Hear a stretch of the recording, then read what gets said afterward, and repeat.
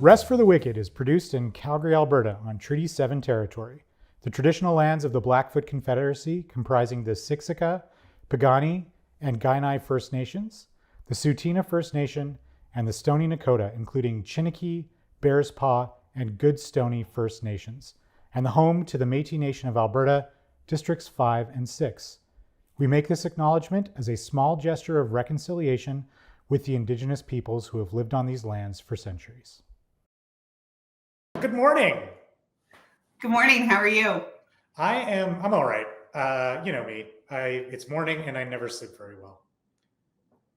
Have you done anything to try to improve your sleep? Oh God, I feel like I've tried so many things. I make sure that I'm not eating or drinking before bed. I try to do restful things before bed, like reading. I try not to look at my phone screen very much. I feel like I'm trying a lot of stuff and I still just get very low quality sleep.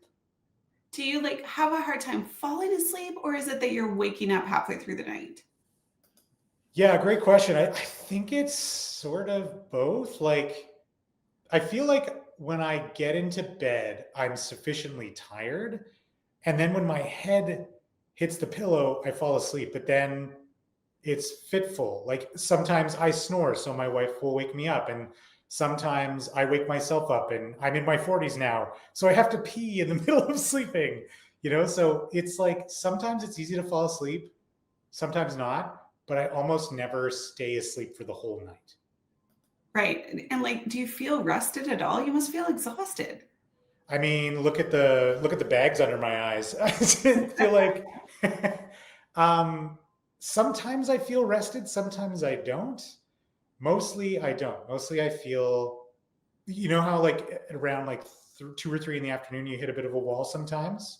Oh yeah. That's always the wall I hit. And that's always the time I hit it. And I'm certain that it's because of the quality of the sleep that I'm getting.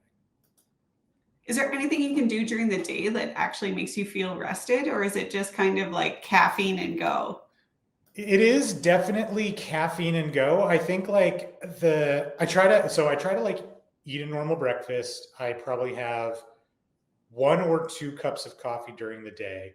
And then that wall hits and I'm either looking for sugar. I'll eat lunch, of course, but the wall hits at 2 or 3. I'm looking for sugar. I probably have another coffee. And though I like to think that caffeine doesn't really affect me too badly, of course it does. I'm an idiot for thinking that it doesn't. So, but I haven't really tried anything else.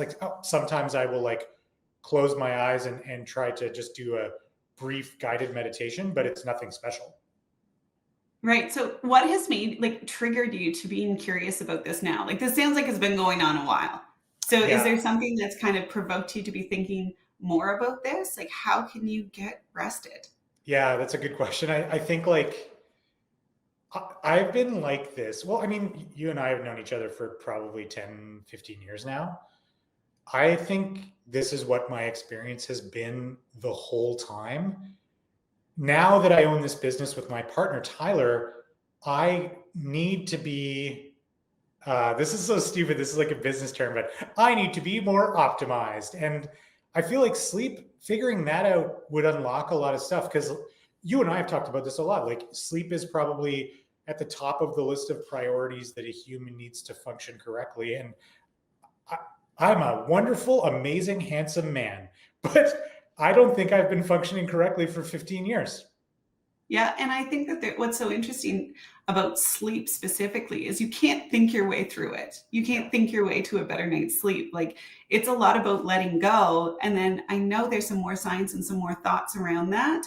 Why don't we dig in? Why don't we figure out how you can feel rested? This is what I've been waiting for my entire life, Lisa. Let's do it. Done. Hey everyone, I'm Adam Rozenhart, one of the hosts of Rest for the Wicked, a podcast where we figure out how to actually rest properly. And I'm Dr. Lisa Bélanger. I'm a researcher, entrepreneur, and snack holder for two tiny humans, constantly in search of ways to get rest. And you're not good at rest either. No, I'm terrible. Like, I know all the things. Yeah, yeah. It's the cobbler's children having the worst shoes. Your shoes are terrible. My shoes are terrible. Yeah. And it's why I'm so interested in this topic is because I'm so bad at it. And I've researched it at an academic level, and it's still something that I'm phenomenally curious about because it's not something you can think. It's actually the opposite. It's letting go. Yeah. So trying to explore how we can do this and what integrates and actually fits into life.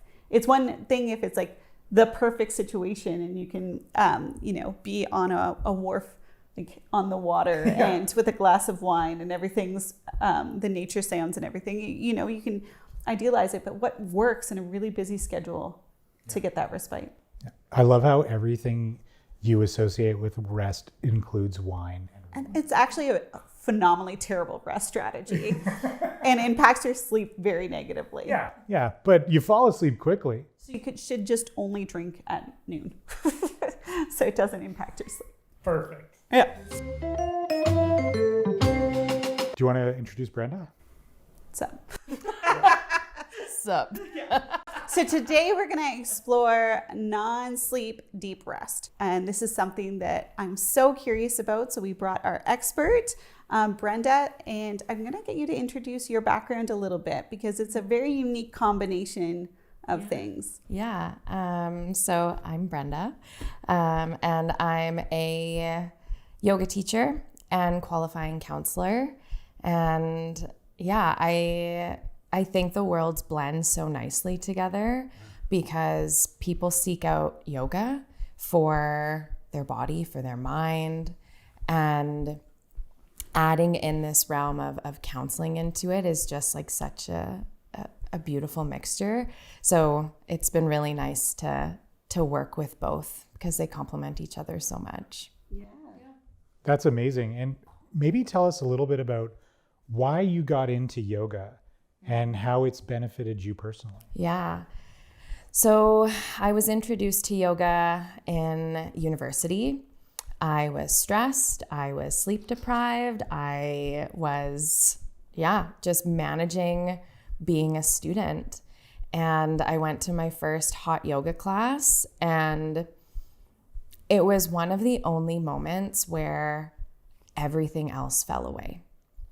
Where I could just be on my mat and I was moving my body, I was breathing, I was in the moment and not worried about that exam that I needed to study for or that thing that I said to someone 2 weeks ago that I just kept ruminating on.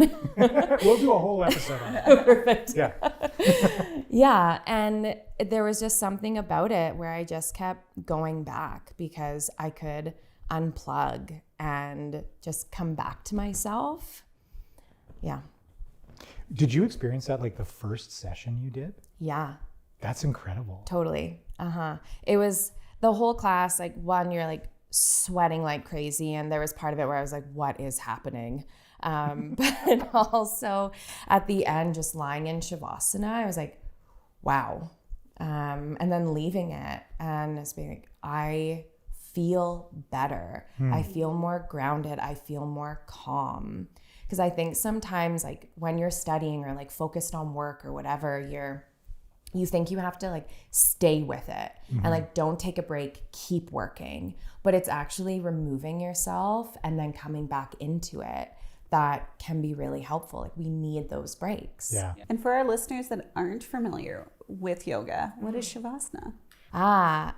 It kind of translates to corpse pose. So you're lying down on your back, your legs are long, your arms are beside you.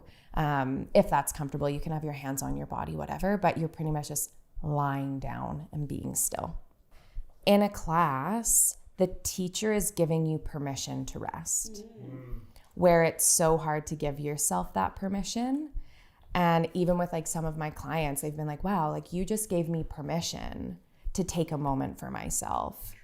And I think that's a really potent piece to it of like someone else giving you permission in that studio setting and then learning that you can give yourself that permission as well. And I think I'm going to add on to that because we can practice this wherever with audio, and it doesn't have to be in a class. But not only do you have permission, that idea of having permission, you can't run away.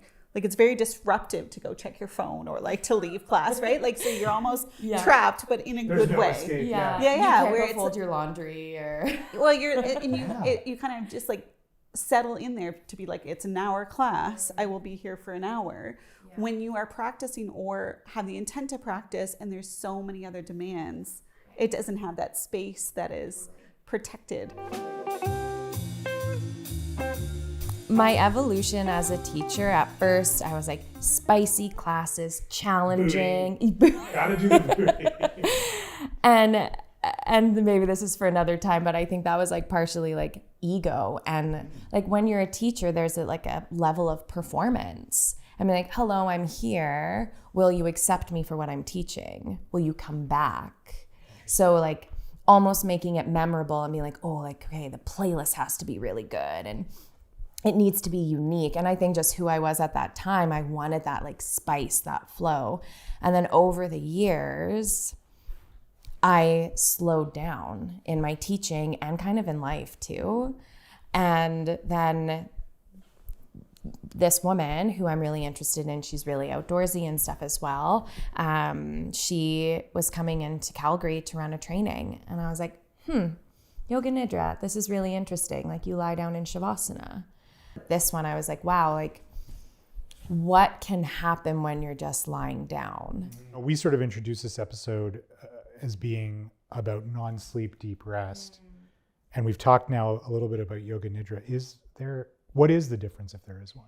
Yeah. So I would say NSDR, non-sleep, deep rest, is like this bigger umbrella term that encompasses mindfulness exercises where you kind of like, you're awake, it's non-sleep, but you almost like hover between awake and asleep.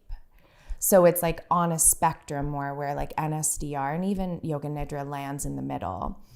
But NSDR... Sorry, like the spectrum being from like awake to asleep? Yeah. Okay. And you're kind of hovering in the middle, which can come from like different mindfulness practices. But NSDR, I would say, is like coined for more of the modern world where you're seeing Yoga Nidra in NSDR. Okay. And Nidra is like you're using the yoga language. You're more so following a script. So like to kind of get into the yoga part of it a little bit. In yoga philosophy, there's a belief that we have these like different layers to our being. Almost like a lampshade. So you take one off and there's a smaller one inside, and then you take another one off. And there's 5 different layers.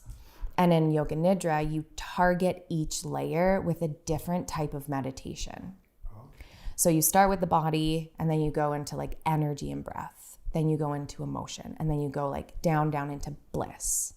And yeah, so you'll hear this word koshan, you'll hear the yoga language, and in Yoga Nidra, you're often setting an intention, your sankalpa, kind of like your heart's wish.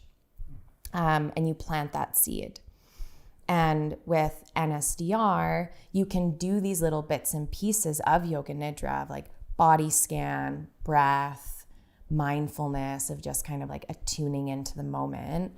But it's a little different. You're not getting the yoga language. Can we talk about the meditation that Brenda took us through? I was just going to say one thing, tool that was used. So we just did a 10-minute, 15-minute. It felt longer, by the way, and in a good way. In a good way. Yeah, I don't know how long we were doing that for. I have no idea. Yeah. Which is great for everybody. So in this exercise, you did a body scan first, and then you brought us to visualization, which was something that I haven't done in practice, not in the same way. Yeah. That was interesting. Yeah. And associating, like I've done it in therapy, and I've done it in different places where you talk about basically your happy place. You're like, bring yourself somewhere. You didn't use the word happy place, but bring yourself somewhere that you're really content. Like you have an association with bliss. And so that was really interesting to me. And again, you're being invited and given permission to do that, which we need to invite in more often throughout our day. What I found so interesting about the body scan aspect today was like I could almost visualize brightness around when you were like, feel each of your fingers. And then as we moved on to the other hand, the brightness there dissipated. It was really, it wasn't anything I'd ever experienced before. But also because I just wanted to be really good at it, you know? So I was very focused. But it was astonishing. And even the visualization, I remember feeling like joy thinking about places I hadn't thought of in a long time. Yes. It was great. Well, when we ruminate, we so often go to the negative. Yes. It's almost like we need permission and prompting to come back to these really incredible memories that we have. Yeah. One thing too that I always find interesting when I teach certain practices, mindful practice around body, is that you started with think of your left thumb. And it's like, I've really never thought of my left thumb. Like we don't think of our bodies often unless it's in pain. Unless we are uncomfortable or in pain. It's also something, I shouldn't say everybody, but certainly many of us. Yeah, definitely. It is you said stick on a head on a stick. Yeah. So we talked about the psychological benefits of it and kind of alluded to the nervous system benefits. What about a performance benefit? So if we think of cognitive performance, do these practices help? Totally. NSDR, Yoga Nidra, they mimic aspects of sleep. So when you're in a Nidra practice, your brain waves shift into like alpha theta, which happens during sleep. So that helps with memory, with focus, concentration. After a session, after a little practice, you can start to sense those benefits. There's also that 2 p.m. to 5 p.m. time during the day where there's a dip for many people. So a lot of people will practice in that time. Your cortisol will go down, dopamine increases. So then you can move into that later afternoon with more focus, with more concentration. It can be practiced at any time. It kind of depends on what you're looking for. So right before bed is great if you're that type of person who's lying there, who's thinking about everything that needs to get done or what you didn't get done during the day. So do it before bed, because then that shift, you get out of your head and into your body. You relax, you can fall asleep. If you are waking up in the middle of the night, you can put a podcast on or whatever else you're doing, or throw a Nidra on. Yeah, to me, that's such an obvious solution. Yeah. And it can be during the day. I like to use it kind of midday. It's almost like my meditation practice at points. But say if I didn't get a great sleep, if I have to get a lot done that needs my focus, that needs my attention, then I will take that 10-minute pause and plop down on the floor if you can, or that's depending on where you are, not so easy. So you can do it seated too and just do a body scan. That's what I was going to ask too, is for most people, fitting an extra thing in is the difficult part, right? I have the intention to do it. I want to do it. I see the benefits of doing it. I love it when I actually do it. But how do I fit it in? So is there a micro-dosing version of it? Can you do small 5-minute in the car when you're waiting for a kid to come out of dance practice? Is that something you can use this tool? And does it come in a pill that I can swallow? So then I don't have to do anything. Have you it figured takes that up out no time. I'll let you know. I think you'll be a millionaire if you can figure that Probably. out. Yeah. I would say if you can carve out 10 minutes, that's great. There's research that says there's one research paper I'm thinking of where it's 13 minutes every day for 8 weeks. Shows a lot of improvement in mood, in focus, in concentration. So many of us don't pay attention to tension in our body, and that often connects to emotion. And so we don't know why we're expressing ourselves a certain way. That is one thing that I've learned from meditation, is just that mind-body connection more. Yeah. And it's made me like, it's like, this sounds absurd, I think, but it's just made me more patient, because I can be like, oh, I'm making a fist. My knuckles are white right now. Yeah. And like this practice just brings so much more awareness into this business. Yeah. Yeah. And I think that's so common, again, that we just are just hyper unaware. We're also not taught this stuff, Absolutely. right? Like we just don't, no one's ever like, hey, the reason you're balling your fist up right now is that's connected to anger or whatever, you know, like no one tells us this stuff. Yeah. Or even with clients sometimes, so I'm like, okay, like that anxiety, like where do you feel it in your body? And they're like, what? My what?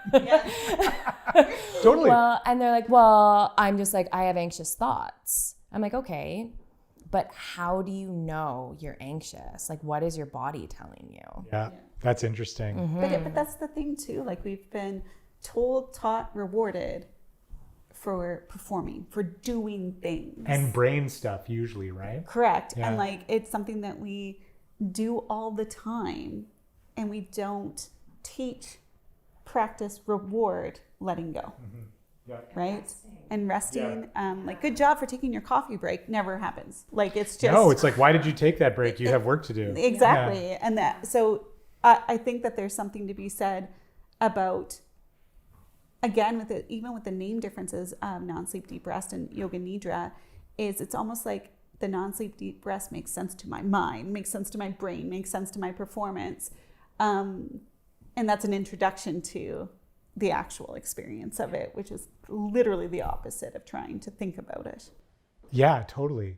Is that like a way to pitch this to people who might be hesitant or like non-believers? Like if you're like, you should try Yoga Nidra, you're talking to a pal or an acquaintance and they're like, that sounds silly, or I don't know what the reaction would be. No, it's, oh yeah, sure. Like Or this I don't very, have like, I'm time. going to agree with you, Yeah. but actually never attempt. I'm for sure going to go home and do that. Yeah. Yeah, definitely. They're rolling their eyes as they say it. But how do you pitch Nidra to people who are hesitant maybe? Yeah, I think it just comes down to like, do you want to choose yourself? Yeah. Ooh, I like that. And it's like, oh, like I'm tired, I'm like stressed out. And it's like, okay, well, give this a try. It doesn't take that long. Yeah. And just see. And there is a lot of resistance. And it's either like, oh, my mind is just so busy I can't, or Yes. I don't have the time for this. Yeah.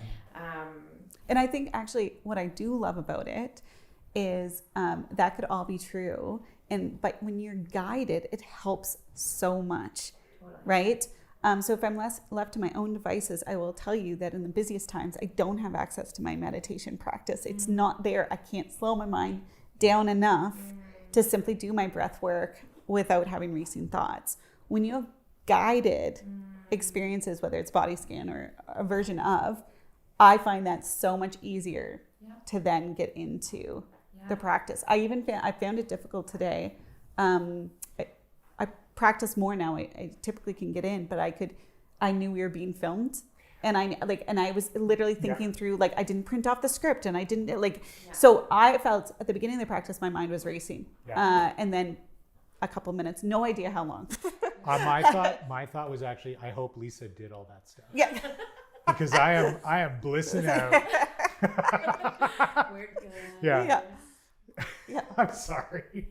And you bring up a good point, because do it when you're angry.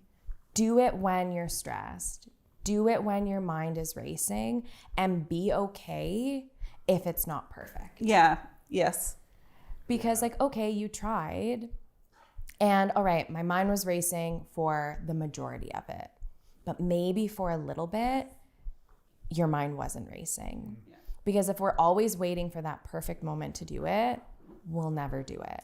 Yeah, and what I really appreciate about being in class today is if I was practicing alone here, I would have stopped. I would have got up to do the things, and I would have left it. Yeah. But because I was in class, I stayed with it and got the experience of it at the end, right? Yeah. I think I just realized why I experience those feelings of, oh, this is silly when I do meditation. It's because I'm worried I'm not good at it. I'm worried, yeah, and you're not doing it right. But yes. That's why it's a practice. Like Yes. you're literally just practicing every time. Yes. It's not like, I don't know. Anyway, that You've just never kind of like, this is, so I have a 9-year-old son. Yeah. He had a really good hockey game. Okay. So they won 4-3. He got 3 of the goals and he came out to the car like, I have hockeyed.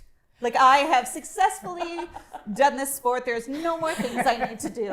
And I just thought that was so funny because I talked about practicing skating. He's like, no, but I'm good.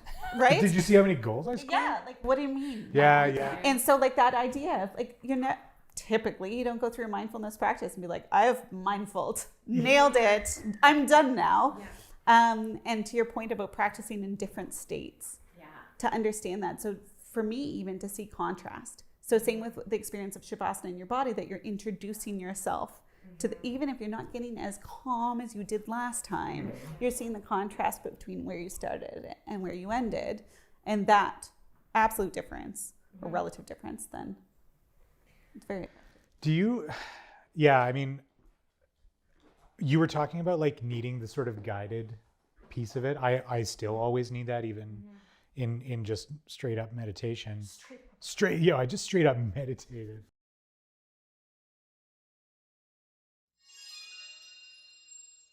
If people can't access classes for whatever reason in person, what are some of the other resources they can find to try non-sleep deep rest yoga nidra?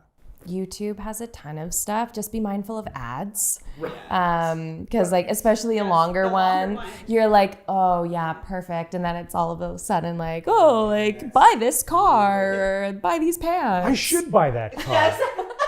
You're like in this hypnotic state. Tomorrow I will buy the car.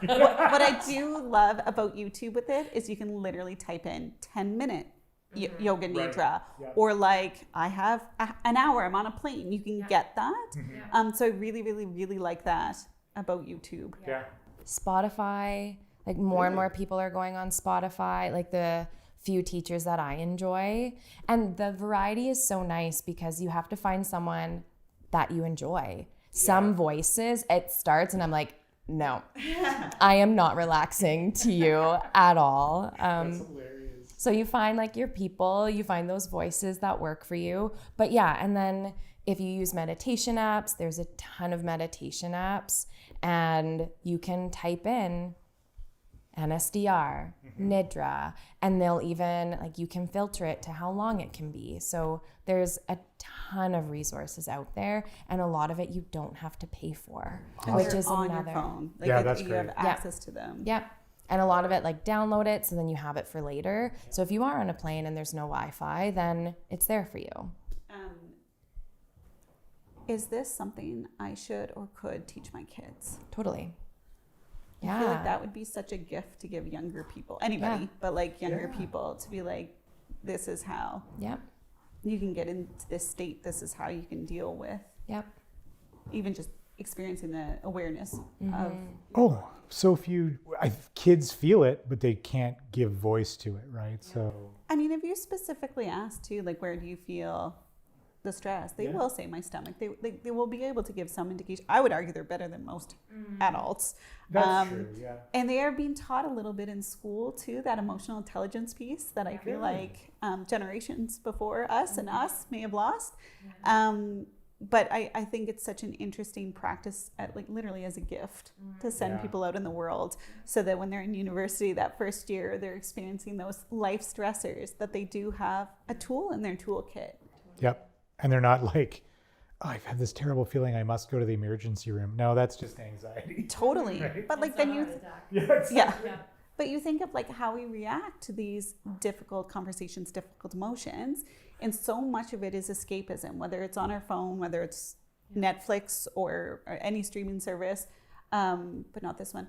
And no, but just trying to escape from thought and escape from the feeling instead of going through it or feeling it.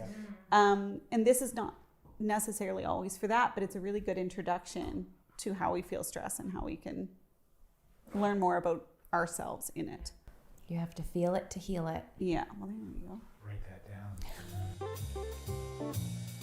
Brenda, this has been an amazing conversation. Yeah, I Thank really you. enjoyed this. Yeah. Thank you so much for coming and chatting with us. Of course. And for the practice. Yeah, and for the that was fabulous too. Yeah. Yeah. Is there any place online people can find you, or? Yeah, I have some yoga classes on YouTube. I'm in the process of actually recording like more Nidra stuff. Nice. It's on that list of like, I have so much to do, but yes, I'm mostly on YouTube at the moment. Some yoga classes. Yeah. Okay, cool. Do you ever get stressed about your Nidra stuff? Like, is that a thing? Do you notice that ever where you're like, oh, I'm really stressed out because I haven't done. That feels Yeah. like such a contradiction. I love it. Yep, for sure. Nidra's stressing me out. Amazing. Well, thank you again so much. Yeah, thank we you will so link- much for having me. Yeah. We will link to your things too, Yeah. so that when people can find you Yeah, that want to practice. And thank you so much. thank you. Rest for the Wicked was filmed on location in Calgary, Alberta by Philip Harrison and Centerpin Media. Pre and post production by Conscious Works and Adverb Communications. And of course, huge thanks to Yoga MCC Bo Ness for hosting us in a delightful Yoga Nidra session, and to Brenda Lee Rooney for sharing her knowledge and expertise with us. You can connect with us through the Rest for the Wicked Instagram and TikTok accounts at Rest for the Wicked Pod. And make sure you subscribe to Rest for the Wicked wherever pods are cast. I've never heard anyone say that before, so I wanted to I like it. We'd love to hear about your experiences and struggles with different forms of rest. And if you have an idea for a future episode, let us know that too. In the meantime, remember, get some rest so you can stay wicked.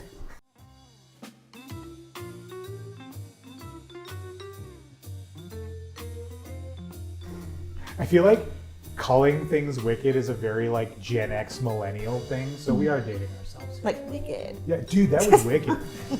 Such a good word. That was rad.